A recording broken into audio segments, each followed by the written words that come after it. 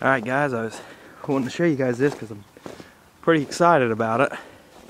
I'm pulling the motor off this thing to make it easier to lift. To pick up so I can lift it. Because I'm working on lifting this thing. Jacking her up. But no, it runs fine, and I had a 1-to-1 pulley ratio on it with a 3-inch. Right there you can see my 3-inch on there. But my belt slipped bad, so I'm going up to like a, I don't know, I'm going to run 6 or 5-inch pulleys.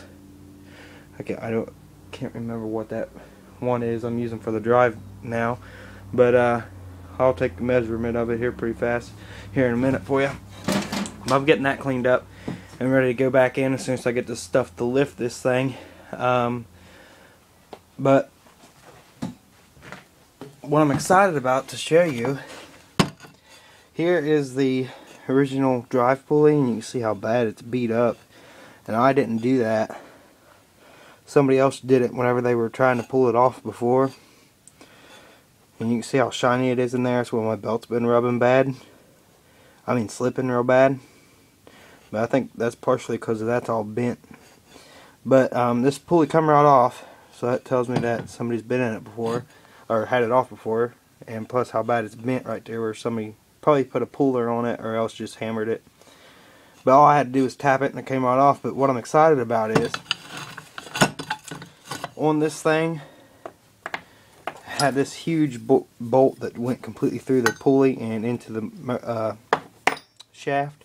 And then here's your little spacer that goes on top, and it just slides on. But you can see, well, maybe you can't see, this thing has a keyway all the way through the pulley. So I can just flip it upside down and put my spacer on there and stick it on. And there's my pulley swap for the front. But you can see it's stuck out a little bit further than this one. So I want to have another, that's probably like a 1/2 inch. I'll have to get another little 1/2 inch spacer to set this, to set that on top of, to drop the pulley down level the way the old one was. And this just set down on the bottom, and I just pop that off. And I can either cut this pulley off however short I want this shaft to be, and then set that right down on there, and then run my bolt through and bolt it up. But I am gonna have to probably grind some of this off, but I think I'll just cut it off, cut this shaft off somewhere, because like I said, the keyway's all the way through. So either way I cut that off, I can just set her right down on there and be done with her. And there's my front pulley swap. I don't even know what size pulley that is that I'm going to be putting on the front.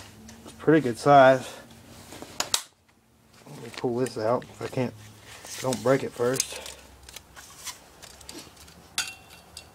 It's a 6. I'm going to be running 6-inch on the front. So I'll probably run a 5 or a 4, probably a 4 on the back.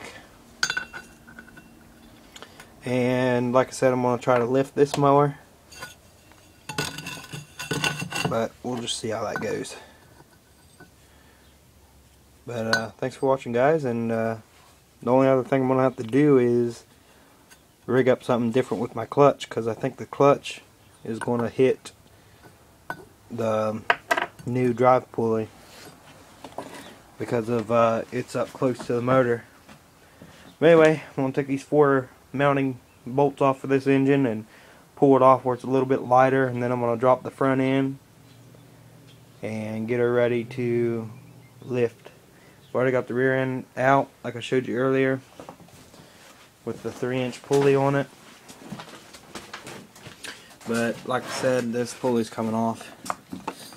It's just an old steel Tractor Supply pulley, but had a lot of belt slippage, even whenever the belt wasn't even wet. Like if I tried to take off in 4th gear, it just take off slipping bad, or third, it took off pretty good. But then whenever it got wet, like all the gear slipped. So trying to change that. Got a seal on this leaking. Leaks a little bit of oil, grease, because it's grease-filled Peerless transmission. But yeah, hopefully we'll get her lifted soon.